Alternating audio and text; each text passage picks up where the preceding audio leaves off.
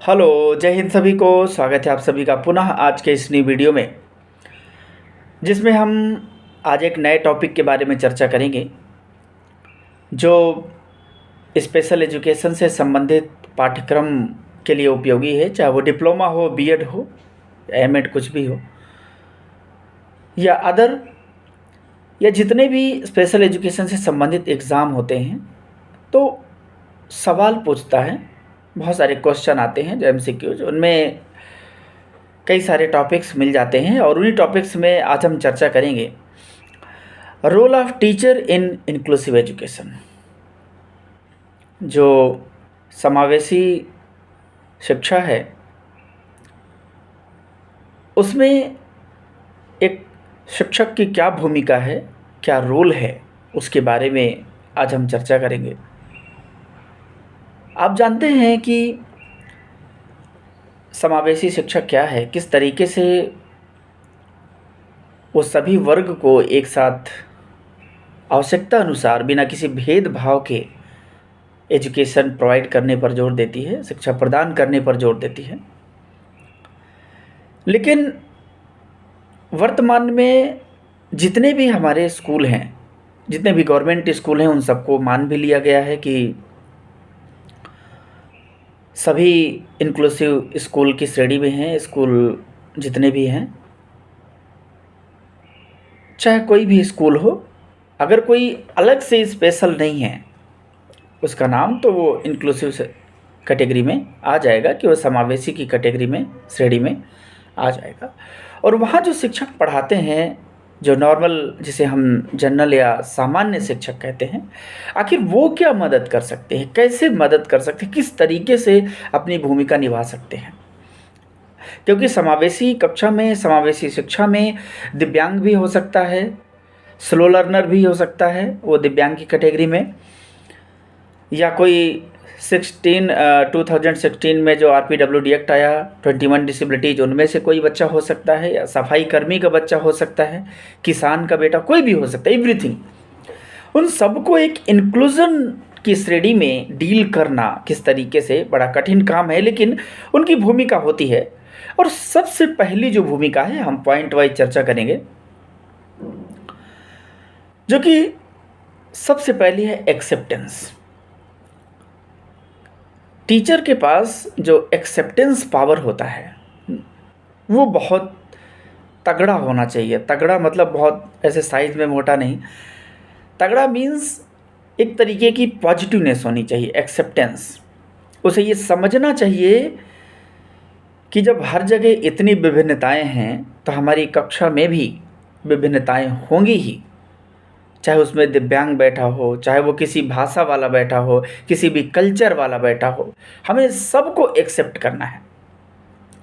सबसे पहला जो भूमिका होती है वो होती है एक्सेप्टेंस, कि वो स्वीकार करे कि जिन बच्चों को मैं पढ़ाने जा रहा हूँ वो सभी स्टूडेंट्स हैं, भले ही उनके किसी भी तरीके की आवश्यकता हो, लेकिन मानसिक तौर पर उनकी स्वीकार्यता बहुत ज़रूरी है। ये सबसे पहला फेज है एक शिक्षक का। और टीचर का जो टी होता है, टॉलरेंस, वो तो बहुत बेहतरीन होता है। बिना टॉलरेंस के टीचर हो ही नहीं सकता। मतलब जो सहनशीलता होती है उसके बिना बहुत मुश्किल है, और उसी की बदौलत ही वो स्वीकार कर पाता है चीज़ों को। और जब स्वीकार कर लेता है तो एक बेहतर क्लासरूम का निर्माण हो जाता है, जिसे आइडियल क्लासरूम कहते हैं। अपने आप सब मैनेज होने लगता है, क्योंकि वहाँ पर पॉजिटिविटी का निर्माण हो जाता है। स्वीकार्यता ही सब कुछ है। ये भूमिकाएं हैं जो क्लासरूम में हम करते हैं। हर बच्चे को स्वीकार करना, हर स्थिति को स्वीकार करना, और इसके बाद सकारात्मक अभिवृत्ति का सृजन करना।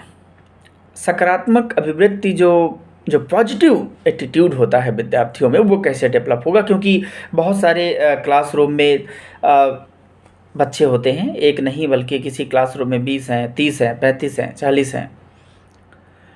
कैसे उनमें डेवलप करें, क्योंकि ज़रूरी नहीं है कि जो सामान्य बच्चा है वो दिव्यांग सहपाठी के प्रति उतने ही सहभागिता या अच्छी थिंकिंग रखे जितनी सामान्य के प्रति रखता है, या दिव्यांग जो बच्चा है, या साफ सफाई करने वाले का बच्चा है, या ऐसा जो बहुत गरीबी स्थिति से बच्चा आता है उसका है, तो क्या वो उस तरीके से एक बेहतर पीयर्स के साथ सामंजस्य बैठा पाता है कि नहीं?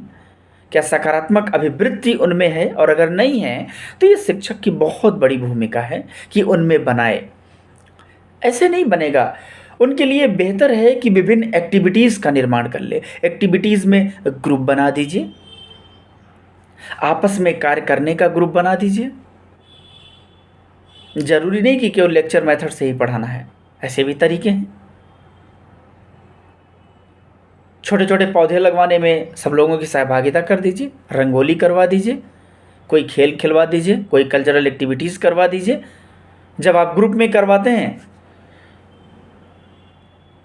तो अपने आप एक दूसरे के प्रति सहानुभूति, एक दूसरे के प्रति समानुभूति, एक दूसरे के प्रति सहयोग की जो भावना है वो विकसित हो जाएगी, अपने आप सकारात्मकता विकसित होगी। इसके बाद कक्षा में सक्रिय भागीदारी या सहभागिता, एक्टिव पार्टिसिपेशन बहुत ज़रूरी है। कई बार शिक्षक पढ़ाते रहते हैं, हो सकता है आप जो देख रहे हो आप शिक्षक हो, इसको अन्यथा में ना लें। कई बार हम पढ़ाते रहते हैं और हमारी क्लास के जो बच्चे होते हैं वो अपने में मस्त रहते हैं और हमारी पहुंच वहाँ तक नहीं हो पाती विद्यार्थी। तो बिना एक्टिव पार्टिसिपेशन के लर्निंग हो ही नहीं सकते। और ख़ास करके यदि हम बात करें, कोई दिव्यांग बच्चा है जो सुन नहीं सकता, तो अब तब आप उसको कैसे डील करेंगे?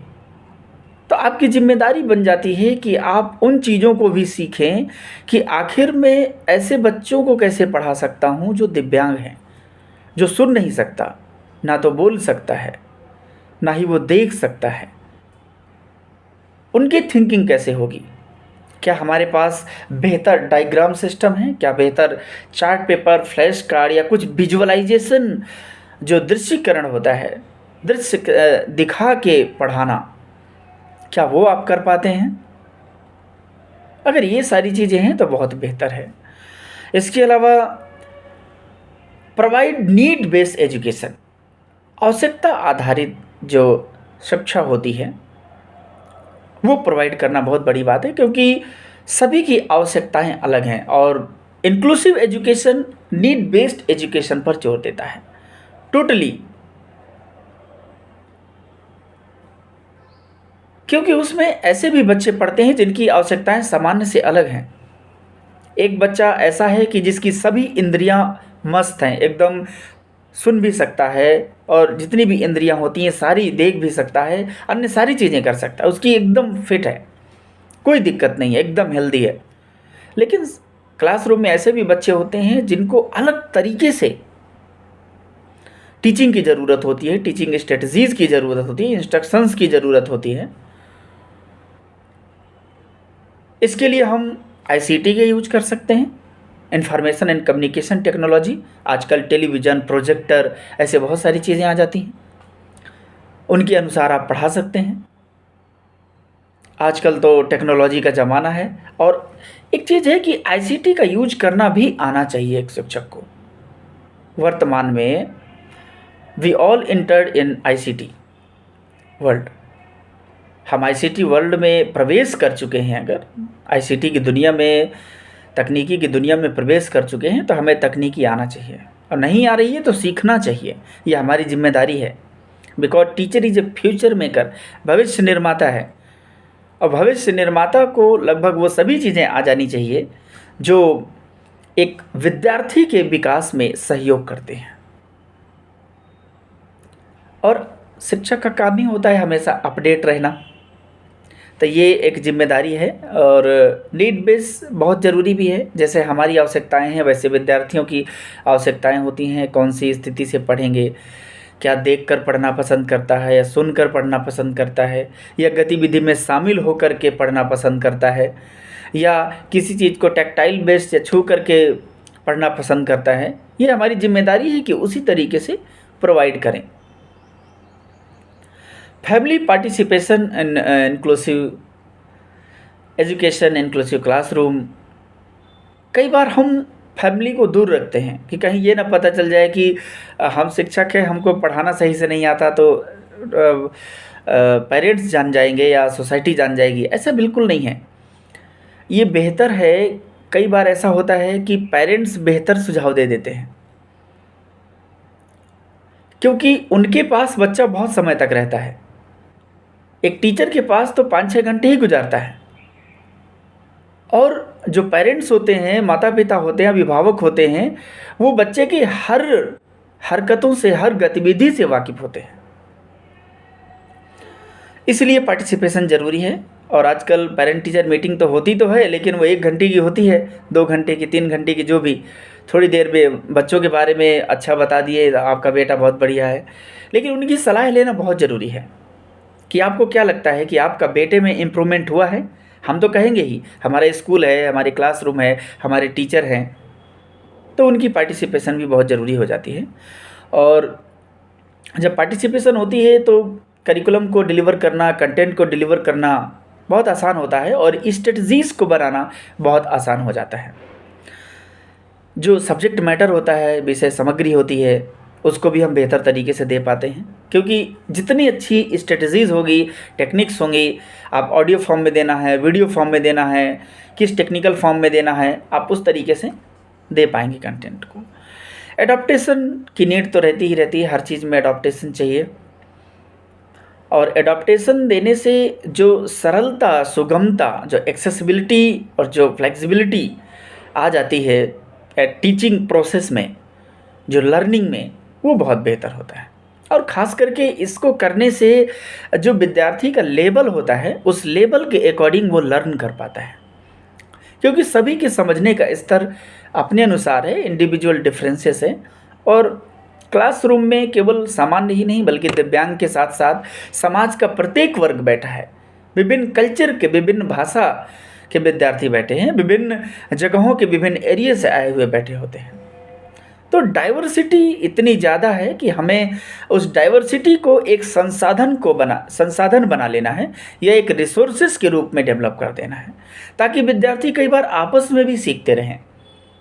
इसके अलावा सार्वभौमिक अधिगम कक्षा का निर्माण कर देना चाहिए, जो विद्यार्थियों का बेहतर इंगेजमेंट हो, बेहतर क्रिएशन हो, बेहतर पार्टिसिपेशन हो, बेहतर आपस में एक्शन कर सकें। Action just like a learning type, just like a creation type, किस तरीके से, और उनको एनवायरनमेंट जितना बेहतर प्रोवाइड कर सकें। कई बार पढ़ाने से ज़्यादा एनवायरनमेंट दे देने से बेहतर होता है। इसका फोल्डिंग सिस्टम बेहतर होता है कि जहाँ पर उनको ज़रूरत पड़े वहाँ पर आप प्रोवाइड करिए, बाकी आप एनवायरनमेंट जितना बढ़िया दे देंगे वो उतना बेहतर होगा। तो ये ऐसे कुछ भूमिका हैं। इसके अलावा एक अकाउंटेबिलिटी होती है, एक रिस्पॉन्सिबिलिटी होती है एक शिक्षक की भी, कि क्योंकि एक शिक्षक भी तभी सफल है जब उसके द्वारा पढ़ाए गए विद्यार्थी सफल हैं। अच्छा, सफलता केवल गवर्नमेंट जॉब पे निर्धारित नहीं होता, कि वो एक अच्छा इंसान बन जाए, बेहतर चिंतन करने लगे, बेहतर तर्क करने लगे, बेहतर डिसीजन मेकिंग पावर अगर उसके अंदर विकसित हो जाए तो भी एक सफलता है। अगर बेहतर व्यवहार एक दूसरे से करने लगे तो भी एक सफलता है। ऐसे बहुत से गुण, ऐसी बहुत सी भूमिकाएं जो शिक्षक निभाते भी हैं और निभाना भी चाहिए। साथ ही एक जो जिस तरीके से आप अपने बेटे को प्यार करते हैं, बेटी को प्यार करते हैं, आप घर में अपने छोटे बच्चों, सदस्यों को प्यार करते हैं, वैसे ही स्टूडेंट्स होते हैं।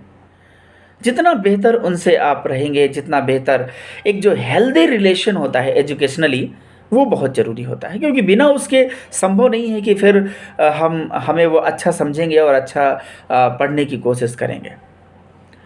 आप बाकी और कंटेंट आप बता सकते हैं, कमेंट बॉक्स ओपन है, कोई सुझाव दे सकते हैं। Thank you so much. मिलते हैं नेक्स्ट वीडियो में, तब तक के लिए जय हिंद, वंदे मातरम।